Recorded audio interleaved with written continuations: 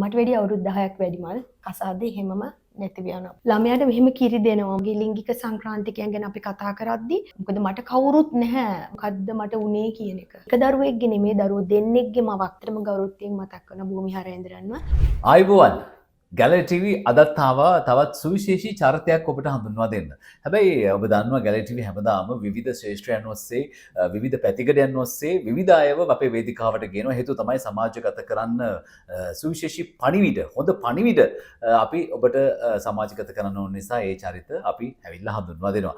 අද චරිතයේ කතා කරද්දී අපිට හම්බුනේ චිත්‍රපටයක් බලන්න ගිහිල්ලා. ඔබත් දැන් දැකලා ඇති නරඹලා ඇති සමහර නරඹන්න ඉන්නවා ඇති ඔබ අහලවත් ඇති අඩුව ගානේ මොන වගේ ෆිල්ම් එකක්ද කියලා මද ලංකා චිත්‍රපටය. මද ලංකා චිත්‍රපටය ගැන කතා කරනවට වඩා ඔබ දන්නවා ඔබට දැන් ගිහිල්ලා බලලා තිබ්බනම් ඔබ දන්නවා මේ මොන චරිතේ වටාද මේ චිත්‍රපටය ගොනු වෙලා තියෙන්නේ කියලා.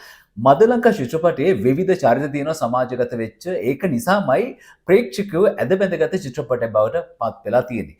අන්න ඒ චිත්‍රපටයේ විශේෂ චරිතයක් ඒ චරිතය හා ගැටුණු ඒ චරිතය හා සමානම චරිතයක් අපට හම්බුණා.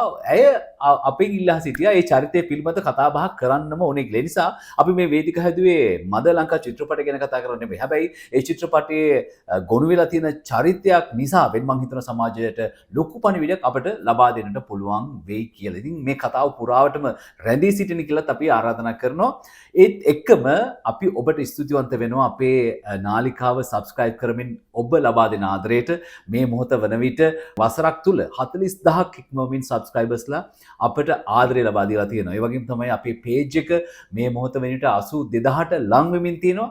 දවසින් දවස ආදරණීය ප්‍රේක්ෂකයන්ට ලැබෙන ආදරය ලොකු ශක්තියක් ලොකු ආශිර්වාදයක් අපේ මේ ගමන යන්න. ඉතින් බොහොමත්ම ස්තුතිවන්ත වෙනවා ඔබගේ ආදරයට. ඒ ආදරෙත් එක්ක තමයි අපි හඳුන්වා දෙන්නට යන්නේ මේ ආදරණීය චරිතය මේ අද කතා නායිකාව මොන වගේ කතාවක්ද අද කියන්නේ කියලා අපි යනවා ඒ කතාවට. ඉනෝකා අයිවන් ඉනෝකාක්ගේ මම කැමති ඉනෝකාක්කගේ සම්පූර්ණ නම මොකද? මම වර්ණකුල සූරිය ඉනෝකා නිරංජනි ප්‍රනාන්දු. හරි. මේ ඉනෝකා කියලා කියන්නේ හොඳ චරිතයක් අපි දක්කින දක්ෂ හොඳ ඉගෙනගත්ත චරිතයක්. ඉතින් මම කැමති අක්කගේ මේ කතාවට එන්න ඉස්සෙල්ලා මුල පුරන්න ඉස්සෙල්ලා මම කැමති අක්කගේ පාසල් ජීවිතයේ පටන් ගත්තේ කොහොමද ලංකාවේ කොහෙද ඒ පිළිබඳව අක්කගේ පෞද්ගලික තොරතුරු ටිකක් සමාජගත කරනවා. හරි. මම මල්ලි උපත ලබන්නේ මීගමුවේ. මම ඒ වගේම O level වෙනකන් මීගමුවේ ප්‍රසිද්ධ පාසලක තමයි මම අධ්‍යාපනය ලබන්නේ. ඊට පස්සේ ඒ පාසල් කාලය ගැන කියද්දි මම විශේෂයෙන් කියන්න ඕනේ මේ චිත්‍රපටයට සම්බන්ධවයි මගේ මේ කතාව යන්නේ. එතනදී මට කියන්න ඕනේ මම ඉගෙනීමට වගේම මම ස්පෝර්ට්ස් මලල ක්‍රීඩාවටත් අතිදක්ෂ ක්‍රීඩිකාවක්. O level වෙනකම්ම මම ඉගෙනීමට වඩා මම මලල ක්‍රීඩාවට තමයි මම මගේ කාලය මගේ උනන්දුව මම වැඩියෙන්ම දැක්කුවේ. මෙතනදී මට මතක් කරන්න ඕනේ මගේ තාත්තා තමයි මගේ පළවෙනි කෝච්. ඉතින් මට මතකයි තාත්තා තමයි මාව බීච් එකට එක්කන් ගිහලා දුවන විදිය පළවෙනිට පුරුදු කරේ. එතනදී වඩි කියන ඇඟිලි තුඩු වලින් ඉගෙන ගන්න දුවන්න කියලා. මොකද එයත් අතිදක්ෂ ක්‍රීඩකයෙක්. කොහොම හරි O level වෙනකම් මල්ලි මම ප්‍රසිද්ධ පාසලේ ආමාරියකින් මම ඉගෙන ගත්තා. ඊට පස්සේ මම A level වලට මම යනවා නුවර ඒත් ප්‍රසිද්ධ පාසලකට මම යනවා. ඒකට හේතුව වුණේ O level ඉවරනයින් පස්සේ O level ඉඳන් මම අවුරුද්දක් යනකම් මට විෂයක් තෝරගන්න බැරි වුණා.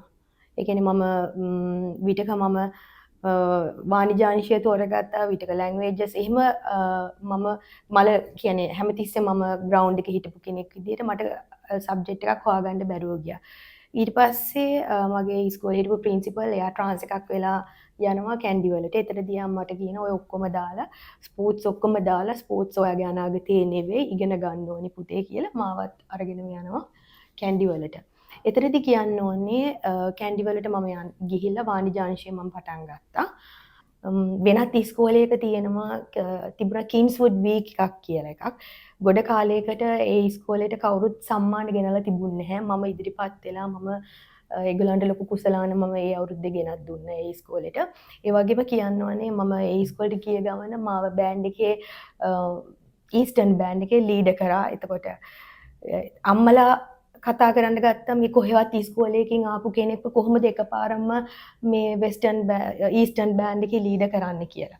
ඒකට හේතුව මගේ මගේ මම හිතනවා මම කතා කරන්න අකමැතිම මාතෘකාව තමයි මගේ ලස්සන කියන එක. මම එනකොට එතනදී ඒගොල්ලෝ දැක්කේ මගේ ඒක. ඉතින් අර සාමාන්‍ය ඊස්ටර්න් බෑන්ඩ් එකකට ළමයෙක් එද්දි පොඩි කාලේ ඉඳන් ෆ්ලූට් එකයි ගැටබරේ එහෙම ගහලා යම් කිසි තැනකට ඇවිල්ලා තමයි ඒකේ ලීඩර්ෂිප් එක ගන්නෙ. නමුත් මට ගිය ගමනම මට ලීඩර් කෙනෙක් වුණේ. නමුත් දෙමාපියන්ගෙන් ආපු එතන බලපෑම් එක්ක මම දෙවෙනි ලීඩර් හැටියට මම පත් වුණා. ඉතින් මං කියන්න මගේ ජීවිතයේ මල්ලි මම චූටි කාලේ ඉඳන්ම මම දන්නේ මට ඊරිසියා කරන කට්ටිය වැඩි. මම දන්නේ නෑ ඇයිද කියන්නේ ඒක. කොහොම නමුත් මම A level මං A level වලට අවුරුදු දෙකක්ම මම කිසිම විෂයකට මම ගිහිල්ලා නෑ අමතර ක්ලාස් එකට. මම දැන අදටත් මම දන්නේ නැහැ A level වල කොහොමද අමතර ක්ලාස් එකක් කියලා මම දන්නේ නැහැ අදටත්. මම ගිහිල්ලා නෑ. මොකද කැන්ඩි වල මම හොස්ටල් එකේ මම හිටියේ. කොහමරි මාව හොස්ටල් එකට දාද්දි මගේ තාත්තා ජීවතුන් අතර මගේ තාත්තට උවමනාවක් තිබුණේ මාව කවදා හරි මේ රටේ ලංකාවේ මලල ක්‍රීඩාව පැත්තෙන් මාව ලොකු තැනකට ගේන්න තමයි යාගේ හීන වෙලා තිබුණේ. නමුත් අපේ අවාසනාවකට තාත්ති මාව නුවර ඉස්කෝලේ දාලා මාස 8ක් වගේ පොඩි කාලයක් ඇතුළත යට heart attack එකක් හැදිලා නැතිව යනවා. ඒකෙන් පස්සේ තමයි අපේ පවුලේ අර තිබුණු අර ගැම්ම කියන එක ඇත්තටම හීන වෙලා ගියේ තාත්තගේ මරණයත් එක්කම. තව හේතුවක් තියෙනවා මල්ලි මාව කැන්ඩි වලට ගිහින් කැන්ඩි වලට මාව ගෙන තව හේතුවක් තිබුණා. එකක් විෂයක් තෝර ගැනීම. මම ගොඩක් ස්පෝර්ට්ස් වලට හිටපු හින්දා ඒක කරුණක් වගේම තව කරුණක් තිබ්බා. මට ආදර සම්බන්ධතාවයන් තිබුණා. මම නැහැ කියන්නේ නැහැ. නමුත් එතනදී ගෙදරට හරි ප්‍රශ්නයක් වෙලා තිබ්බා. අද එක්කෙනෙක් අහනවා හෙට එක්කෙනෙක් අහනවා ගෙදරට ඇවිල්ලා කවුරු හරි මැරිලා හිටියොත් මල් වඩමක් ගෙනලා ගේ ඉස්සරහා තියෙනවා. තාත්තගෙන් ඇවිල්ලා අහනවා මට හිටිය අක්කිලා දෙන්න. ඉතින් අක්කිලා දෙන්නගෙන් අහනවා. ඉතින් ඒ කරදර හමුවේ තමයි ගොඩක්ම මාව ගිහිල්ලා කැන්ඩි වල තිබ්බේ නෑ ඔයා A level ඉවර කරලා එන්න ඕනි කියලා. එතනදී හර්ෂ මම A level ඉවර කරලා දැන් ජීවිතේ භාගයක්ම හීන ඉවරයි. භාගයක්ම නෙවෙයි. මං හිතන්නේ තාත්තගේ මරණයත් එක්කම මම හිතාගත්තා මං ආයේ ක්‍රීඩාව කියන එක මම ආයේ ජීවිතේට කරන්නේ නැහැයි කියලා. නමුත් මම තව එකක් මතක් කරන්න ඕනේ මල්ල ක්‍රීඩාව පැත්තෙන් 97 ගම්පහ දිස්ත්‍රික්කයේ සාෆ් පූල් මම සිලෙක්ට් වෙච්ච ක්‍රීඩිකාවක් 100 මීටර්ස්. හරි සතුටුයි. නමුත් A level ඉවරලා ගෙදරට එද්දි මට මලල ක්‍රීඩාව කියන එක මගේ ජීවිතයේ ඒ චැප්ටර් එක තනිකරම වැහිලා තිබුණේ. වැහුණා. තාත්තගේ මරණයත් එක්කම මට උදව් කරන්න කෙනෙක් හිටියේ නැහැ. ගෙදරට එද්දී හර්ෂ මල්ලි මගේ අයියා කියලා කියන වටිනයක් කියලා දෙන්නේ. මගේ අයියා කියන්නේ මගේ කසින් අයියලා බැංකුවල වැඩ කරන්නේ. ඉතින් ඒගොල්ලන්ගේ යාළුවෙක් මට විවාහ යෝජනාව එවකට ඒගොල්ලෝ කරලා ඉවරයි. මම ඇත්තටම දැනගෙන හිටියේ නෑ ගමට එනකම්ම. ඊට පස්සේ ගමට ආවයින් පස්සේ මෙහෙම ප්‍රොපෝසල් එකක් ඔයාලට අපි ලෑස්ති කරලා තියෙන්නේ කියලා මට වැඩි අවුරුදු 10ක් වැඩිමල්. එයා එවකට ප්‍රසිද්ධ බැංකුවක නිලධාරියෙක්. ඉතින් විවාහයට කලින් මම මේ පුද්ගලයාත් එක්ක 3 වතාවක් මට මතක හැටියට 3 වතාවක් හරි 4 වතාවක් හරි මම යව පෞද්ගලිකව විනාඩි ගානකට හම්බ වෙලා තියෙනවා. මොකද එයා ගෙදරට එද්දි අම්මිලා බලාගෙන ඉන්නවා මම එයාත් එක්ක මොනවද කතා කරන්නේ එහෙමයි. නමුත් මට මතකයි අදටත් මට ජුවලරි වෙඩින් ජුවලරි පවා මාව ගෙදර තියලා මගේ අක්කිලත් එක්ක ගියේ. කියන්නේ මට අවුරුදු හර්ෂමාලි මට A level results එකක් මගේ ඇවිල්ලා නැහැ. මගේ විවාහය පොඩි කාලයක් ඇතුළත මාස 5ක් ඇතුළත මගේ විවාහය සිද්ධ වෙනවා. එතකොට මම හරි දක්ෂයි ඉගෙනීමටත්. එතකොට මගේ ජීවිතේ දැන් මම මේ පුද්ගලයාගේ මං ඔයා මගේ ජීවිතේ මොකද්ද බලාපොරොත්තු වෙන්නේ කියලා මට කිසි දෙයක් නෙවෙයි මට ඕනේ බිරිඳක්. ඔයා අධ්‍යාපනය කරන්න ඕනෙත් නැහැ, ඔයා ස්පෝර්ට්ස් කරන්න ඕනෙත් නැහැ, ඔයා කිසි දෙයක් කරන්න ඕනේ නැහැ. මට ඕනේ බිරිඳක්. ඕකේ. මොකද ඒවකට අපේ ගේ ඇතුලේ ලොකු ප්‍රශ්න ටිකක් තිබුණා. මොකද මගේ අක්කීගේ හස්බන්ඩ් කිඩ්නි ට්‍රාන්ස්ප්ලාන්ට් කරන්න යට ඉන්දියාවට යන්න ඕන වුණා. එතකොට මාව බලාගන්න කෙනෙක් නැහැ. ඒක ලොකුම හේතුව වුණා මගේ විවාහය ඉක්මන් කරන්න. මොකද ඒ අයියව ඉක්මනට ඉන්දියාවට ගෙනියන උවමනාව තියෙනවා ට්‍රාන්ස්ප්ලාන්ට් කරන්න කිඩ්නි එක. එතකොට මගේ අම්මි අක්කිලා දෙන්නයි අයියයි ඒ 4 දෙනාම ඉන්දියාවට පිටත් වෙනවා. මම ඒ එතකොට කියන්නේ මේ වෙනත් බලාපොරොත්තු ඉෂ්ට කරගන්නද ඉනොකක්කව විවාහයට පත් කරන්න ඒ වගේ එකක්ද? ඇයි මේ ඇත්තටම හදිස්සියෙම එහෙම දෙයක් කරන්නේ? අදටත් මම මගෙන් අහන ප්‍රශ්නයක් තමා හර්ෂමල්ලි මොකද්ද මට උනේ කියන එක. අවුරුදු 20 දී එකක් මාව බලාගන්න කෙනෙක් හිටියේ නෑ එවකට. අම්මිලා ඔක්කොටම යන්න සිද්ධ වෙනවා ඉන්දියාවට අයියගේ ඔපරේෂන් එකට. උයි අරගොල්ලොත් ඉක්ම මොකද මට වැඩි අවුරුදු 10ක් වැඩිමහල් පුද්ගලයෙක්. ඒ පුද්ගලයාට මම කියන කෙනා මට ඒ පුද්ගලයාව නුහුරු වුණාට ඒ පුද්ගලයා මාව දන්නවා අවුරුදු දෙකක් තිස්සේ.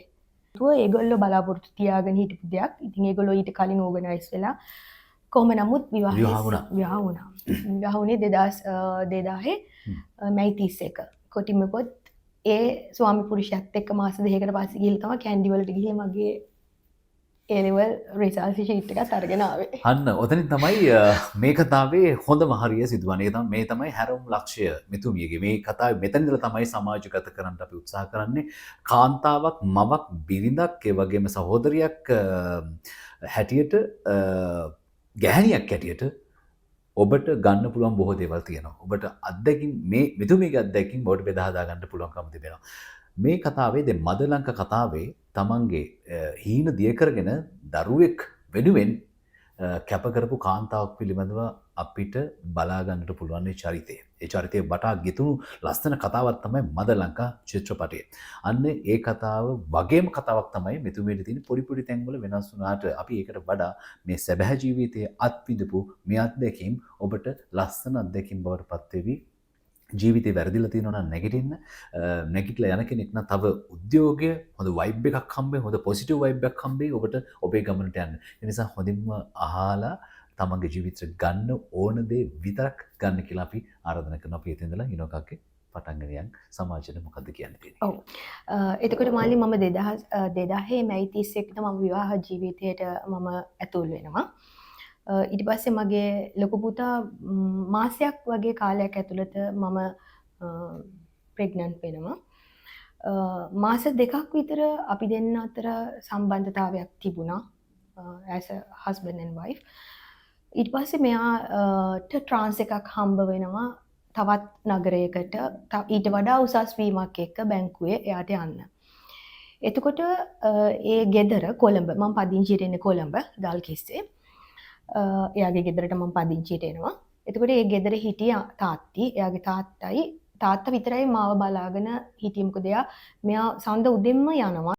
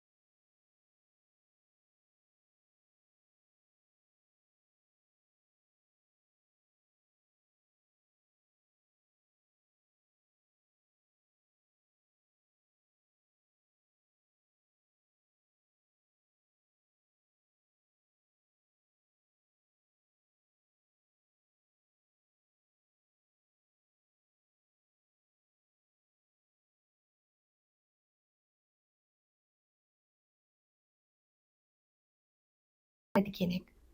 නමුත්